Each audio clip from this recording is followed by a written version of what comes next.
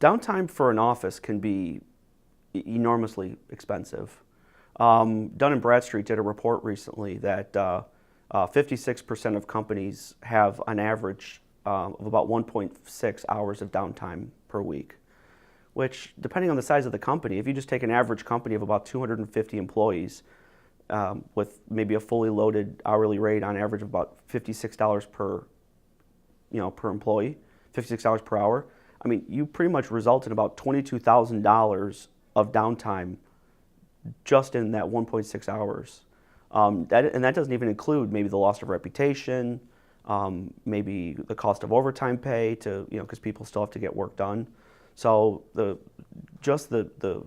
financial impact could be big, plus all the other intangibles. The problem when you get into a distributed workforce is people in remote office locations depend on those services.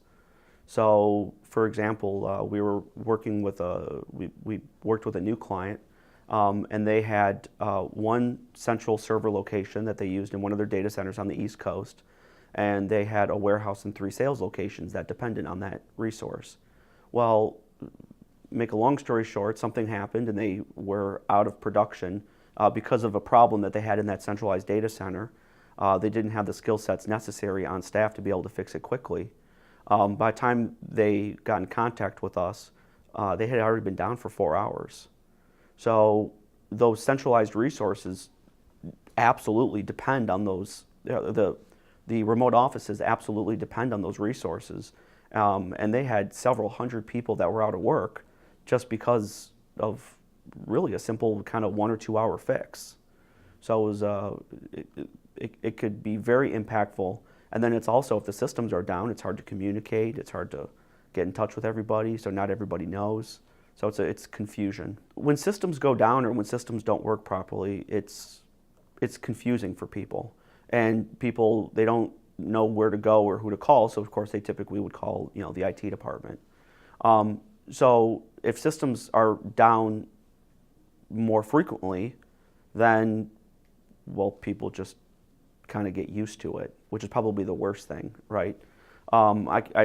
We have conversations with companies all the time where, you go up to them and say, oh yeah, we have problems every week, or all this happens all the time.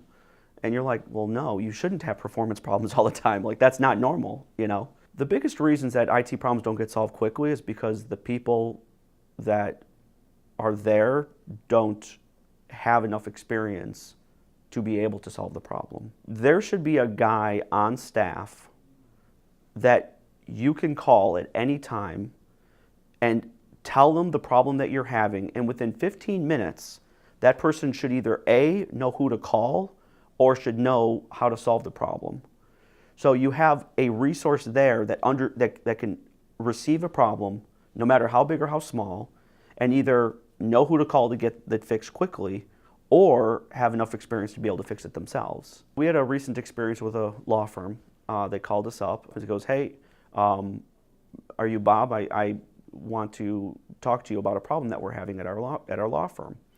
And so while we were on the phone, it was basically determined that several times a day for the last 2 or 3 weeks, their line of business application had been crashing. They have several offices and remote workers, a distributed workforce. And when this would happen, it would basically cause their line of business application or their law application to stop working for everybody. And then the servers would crash and they would have to reboot the servers. And this had been going on for literally several times a day for 2 weeks. And within about an hour, literally about 43 minutes into the conversation, we had not only been able to determine what the problem was, but we were able to identify the person or the device that was causing a problem. And it turned out to be, ironically enough, it turned out to be a printer that was installed recently for the accounting department. That was something that we were able to fix very quickly just because we knew what to look for and where to look.